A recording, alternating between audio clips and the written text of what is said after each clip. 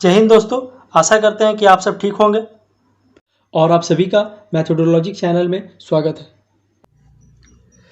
तो आज हम लोग शुरू करेंगे बायनोमियल थ्योरम। बायनोमियल थ्योरम को पूरी अच्छी तरह से जानने से पहले हम लोग कुछ टर्म्स के बारे में समझना इंपॉर्टेंट है, जैसे कि फैक्टोरियल हो गया, एनसीआर का मतलब क्या होता है, एनसीआर का फॉर्मूला क्या होता है, क्योंकि इन सभी का यूज होगा हमारा पूरा बायनोमियल थ्योरम। फैक्टोरियल का मतलब क्या होता है, फैक्टोरियल, ठीक है। फैक्टोरियल क्या होता है, factorial of natural number, factorial of natural number. हम लोग जनरली फैक्टोरियल नेचुरल नंबर का ही निकालते हैं, इसलिए factorial of natural number n is product of first n natural number. यानी कि अगर n का अगर कोई भी n नेचुरल नंबर, हम कोई भी टर्म लेते हैं जैसे 5, 4, 3, 2, n, कोई भी हम नेचुरल नंबर ले सकते हैं। अगर इस नेचुरल नंबर का हमको फैक्टोरियल निकालना है तो वो क्या होता है, product of first n natural number. जैसे कि मेरा 5 फैक्टोरियल है, यानी कि जो मेरा n क्या है, मेरा 5 है। अब हमको क्या निकालना है, 5 का फैक्टोरियल निकालना है। तो 5 का, तो यहाँ पे हमको क्या करना होगा, product of first 5 natural number, first 5 natural number का प्रोडक्ट करेंगे तो वही मेरा आंसर देगा किसका, 5 फैक्टोरियल का। फर्स्ट 5 नेचुरल नंबर क्या क्या है, 1 है, 2 है, 3 है, 4 है, 5 है। इन सभी का क्या करना है, प्रोडक्ट करना है, वही मेरा वैल्यू होगा 5 फैक्टोरियल का। तो 5 इंटू 4 इंटू 3 इंटू 2 इंटू 1, ये मेरा क्या हो गया, 5 फैक्टोरियल का वैल्यू हो गया, और इसका वैल्यू होता है 120। उसी तरह से 4 फैक्टोरियल का अगर हमको वैल्यू निकालना है, यानी कि क्या हो जाएगा, मेरा नेचुरल नंबर 4, वो क्या होता है, product of first 4 natural number. First 4 natural number क्या क्या है, 1, 2, 3 एंड 4। तो 4 इंटू 3 इंटू 2 इंटू 1, इन सभी का प्रोडक्ट करने से मेरा फर्स्ट 4 नेचुरल नंबर का प्रोडक्ट करेंगे तो हमको उस नेचुरल नंबर का फैक्टोरियल वैल्यू पता चलता है। तो 4 फैक्टोरियल वैल्यू का हमको वैल्यू होता है 24, ठीक है। अच्छा, इस 5 फैक्टोरियल को हम लिख सकते हैं, यहाँ पे क्या है मेरा 4 इंटू 3 इंटू 2 इंटू 1, और इस 4 इंटू 3 इंटू 2 इंटू 1, यानी कि ये क्या हो गया, product of first 4 natural number, और product of first 4 natural number मेरा क्या होता है, 4 फैक्टोरियल। तो इस 5 फैक्टोरियल को हम लिख सकते हैं 5 इंटू 4 फैक्टोरियल, कोई दिक्कत। इसी तरह से 4 फैक्टोरियल में क्या देख रहे हैं, अगर हमको इसको क्या लिख सकते हैं, 4 इंटू 3 फैक्टोरियल, क्योंकि हम लोग यहाँ पे देख रहे हैं क्या है, product of first 3 natural number, यानी कि अगर 3 नेचुरल नंबर का प्रोडक्ट है, फर्स्ट 3 नेचुरल नंबर का अगर प्रोडक्ट है तो वो मेरा क्या हो जाता है, 3 फैक्टोरियल, 3 इंटू 2 इंटू 1, तो इसको हम लिख सकते हैं 4 इंटू 3 फैक्टोरियल। इसी तरह से अगर मेरे पास n फैक्टोरियल को अगर लिखना होगा तो हम क्या लिख सकते हैं, n into n minus 1 factorial. और ये बहुत इंपॉर्टेंट फॉर्मूला है, इस चीज़ को हमको याद रखना है। तो ये जो कंसेप्ट है कि 5 फैक्टोरियल को हम 5 इंटू 4 फैक्टोरियल लिख सकते हैं, 4 फैक्टोरियल को 4 इंटू 3 फैक्टोरियल लिख सकते हैं, n फैक्टोरियल को n into n minus 1 factorial लिख सकते हैं।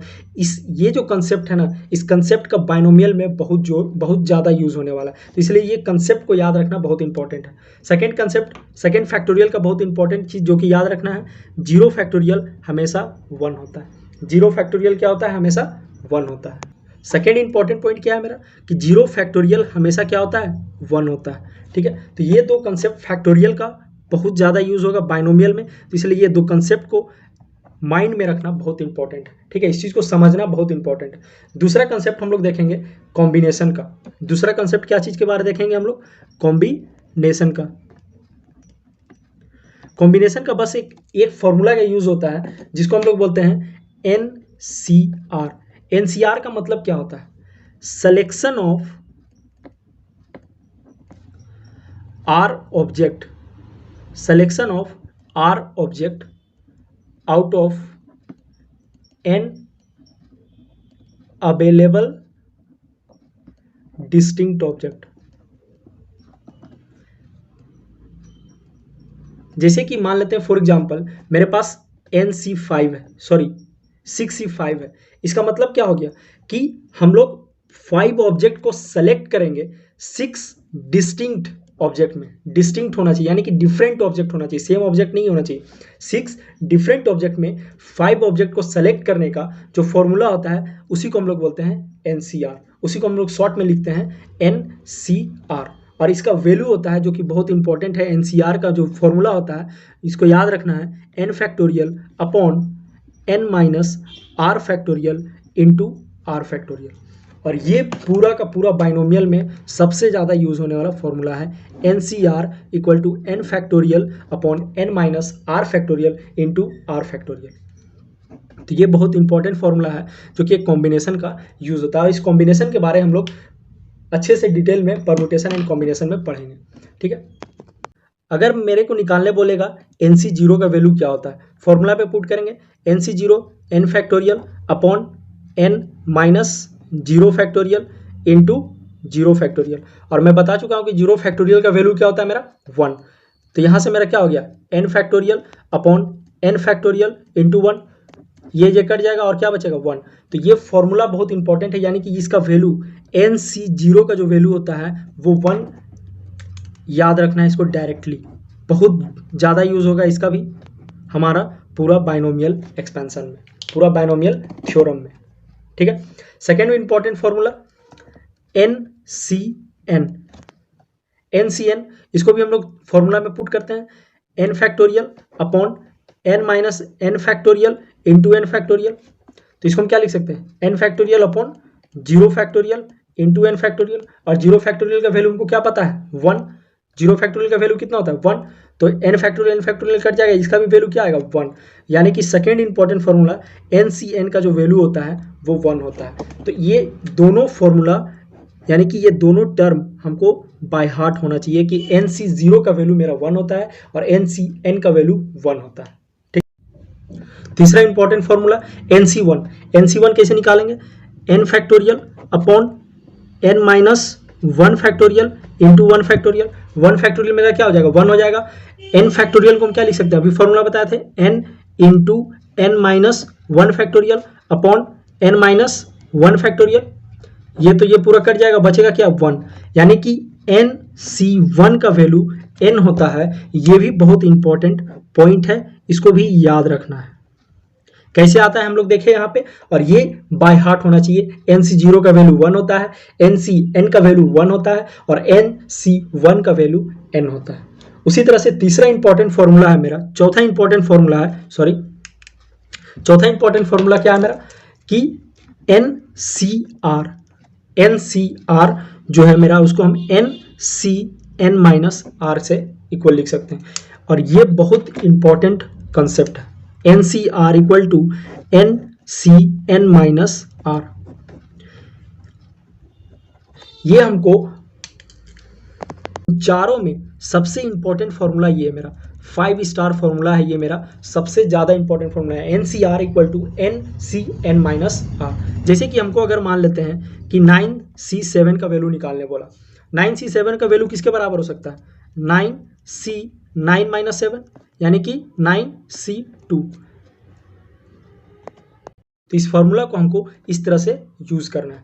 इसमें एक और इम्पॉर्टेंट बात याद होना चाहिए कि n तो हम लोग देखें n क्या होना चाहिए, नेचुरल नंबर होना चाहिए। n जो है मेरा क्या होना चाहिए, नेचुरल नंबर होना चाहिए। और r किसको बिलोंग करना चाहिए, होल नंबर को। r किसको बिलोंग करना चाहिए, whole number. n belongs to natural number. और n जो है वो हमेशा greater and equal to r होगा। n जो है वो या तो n के बराबर हो सकता है और वो ऑलवेज r से बड़ा होगा ही होगा। तो ये 3 पॉइंट भी याद रखना है कि n हमेशा नेचुरल नंबर होना चाहिए, r होल नंबर होगा और n का वैल्यू हमेशा r से बड़ा होगा, ठीक है। तो हम लोग कैलकुलेशन देखेंगे NCR का, किस तरह से हम लोग इस NCR को कैलकुलेट करते हैं।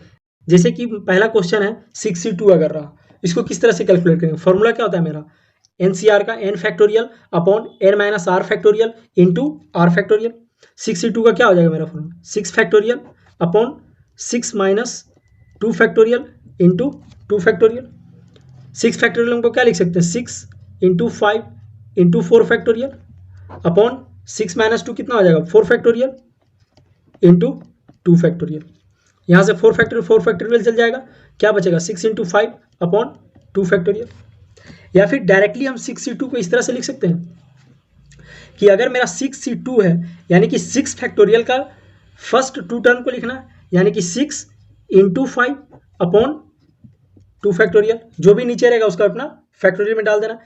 उसी तरह से अगर मेरा क्वेश्चन रहेगा 7c2,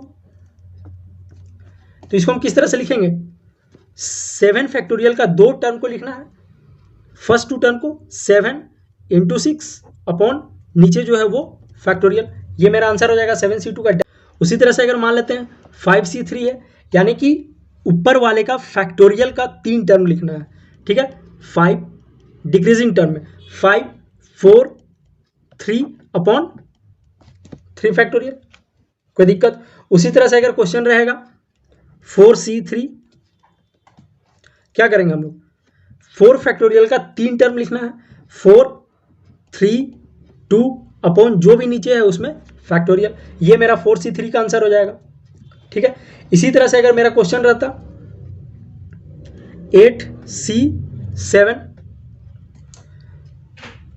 तो अब हम यहाँ पे क्या करेंगे, 8 फैक्टोरियल का 7 टर्म को लिखेंगे, 8 into 7 into 6 into 5 into 4 into 3 into 2 upon 7 factorial. या तो इसमें हम दूसरा कंसेप्ट भी लगा सकते हैं, एक हम लोग कंसेप्ट पढ़े थे NCR, क्या होता है मेरा NCN-R, ये होता है मेरा। हम क्या करते हैं 8c7 को हम लिख सकते हैं 8 क्या हो जाएगा मेरा 8c1, और हम बोले थे कि NC1 का फॉर्मूला क्या होता है, वैल्यू क्या होता है, n होता है, इसको याद रखना है। तो 8c1 का वैल्यू क्या हो जाएगा 8। हम लोग इसको सॉल्व करके भी देखें किस तरह से लाते हैं हम लोग, NC1 का वैल्यू n आता है, उसी तरह 8c1 का वैल्यू कितना हो जाएगा 8, डायरेक्टली आंसर आ गया। इसको भी जब हम कट करेंगे तो ये भी मेरा क्या हो जाएगा 7 फैक्टोरियल, ये और ये कट गया, बचा क्या 8। तो या तो हम इस तरह से सॉल्व करें या फिर हम इस तरह से सॉल्व करें, जिस तरह से जहां आसानी पड़ता है हम लोग उस तरह से क्विक कैलकुलेशन करते हैं हम लोग NCR का, ठीक है।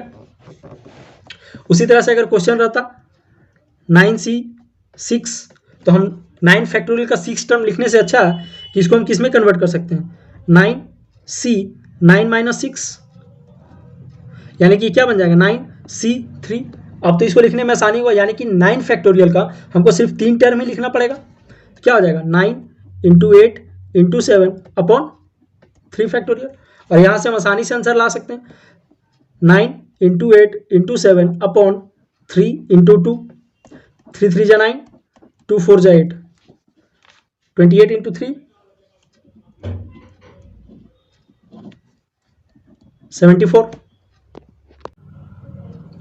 तो कुछ क्वेश्चन है जो करके लाना है, होमवर्क है, जैसे कि 5c3 का वैल्यू निकालना, फिर 6c6 का वैल्यू निकालना, फिर 5c2 का वैल्यू निकालना।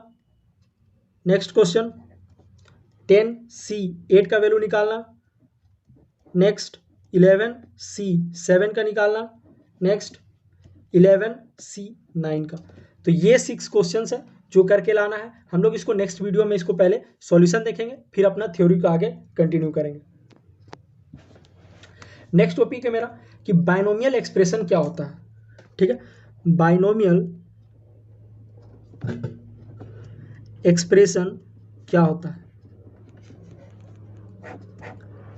इसके बारे हम लोग नेक्स्ट वीडियो में देखेंगे। तो हमारा जो नेक्स्ट टॉपिक जो शुरू करेंगे हम लोग कल से, binomial expression. Previous important points हैं जो कि पूरे मेरा बाइनोमियल में यूज होने वाला है, तो इसलिए इस वीडियो को जरूर देखिएगा, और अगर ये वीडियो अच्छा लगा हो तो लाइक करें, शेयर करें एंड सब्सक्राइब करें। तो हमारा जो नेक्स्ट टॉपिक जो शुरू करेंगे हम लोग कल से, बाइनोमियल एक्सप्रेशन।